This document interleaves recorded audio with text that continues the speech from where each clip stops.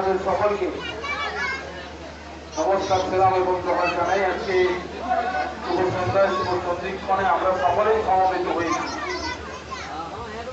আমাদের মধুসূদন চক নবারুণ সংঘের আয়োজনে।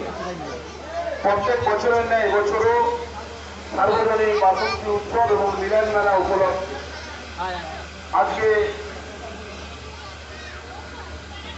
সকলেই আমরা উপস্থিত হয়েছি এই মঞ্চে।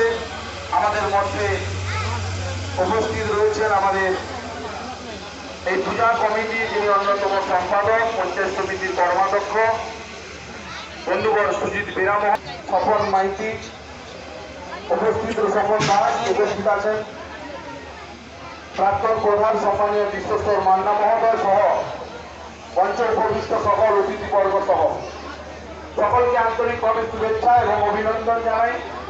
নিশ্চিতভাবে আজকে আমরা সকলেই মিলিত হয়েছি এখানে শুধুমাত্র